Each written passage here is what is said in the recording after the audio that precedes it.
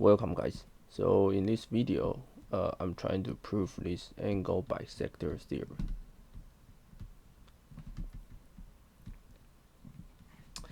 And not only that, I will show how to compute this length and AD by using the results of angle bisector theorem. Okay, so let's quickly see the proof. Before I start, please subscribe to my channel. And my channel usually doing the math and the physics from high school to the graduate school, so it's very wide range. And so the starting point of the theorem is that let's AB divided by AC. So by definition, C divided by B will proportional to the BD divided by DC. DC. Okay, and this AD is the line of the angle bisector.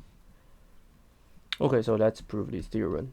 So the proof will be very easy because the area of the triangle ABD divided by the area of the triangle ADC will be half CAD sine x divided by half BAD sine x.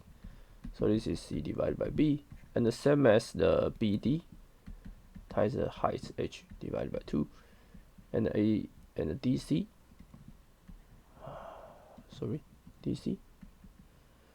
times the h divided by 2. So it's the area of these two triangles have two way to compute. The first is use the sine, the second is just use the bottom times height divided by 2, right? So these two can cancel. So BD divided by CD.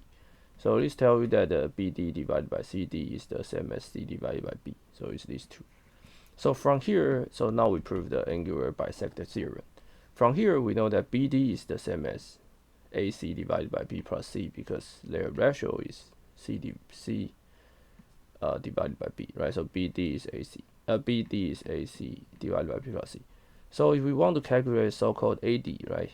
So we can use the cosine law of, right? So the answer will be C squared plus BD squared minus 2C BD cosine B. So remember that the BD is AC divided by B plus C. Okay, and then we can plug our cosine B, C squared plus A squared minus B squared divided by 2AC, and put in here. Put in our cosine B, right? So we get this. Okay, and then we can pull out 1B plus C, and so this term becomes this minus. So let's do the calculation. So you see, these 2AC can be complete cancelled, but the remaining C, right? So we can calculate we can pull out 1B plus C, so it becomes this. Okay, and the calculation is somewhat lengthy, but we can do it step by step. Okay, so up to now, we plug 1P plus C, so we get C squared B times C cubed, because we get C squared times B plus C, minus CA squared minus C cubed plus BC squared and plus AC squared. So this is, we pull out this, and we see C cubed cancel, right? So we get this.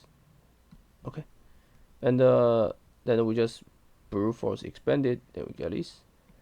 Then you can see that these two can cancel, and then we can collect finally to be this. So we see that there is always a BC term, right? So we pull out BC term, so we get B squared plus C squared minus A squared plus 2BC. So this is BC, and so this is B plus C squared minus A squared, right? So we can write it as B plus C plus A, B plus C minus A. So usually people like to define this as S to be A plus B plus C divided by 2. This is a parameter. So this is the 2 divided by P plus C times square root of BC S minus A. So this is S, this is S minus A.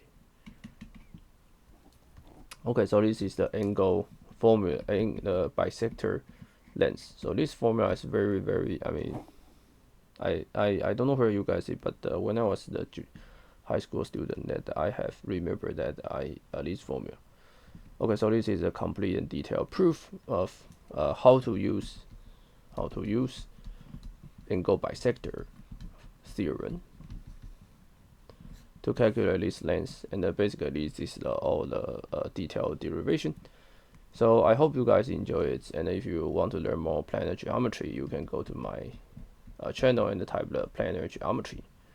and there will be a lot of other interesting mathematics that waiting for you guys.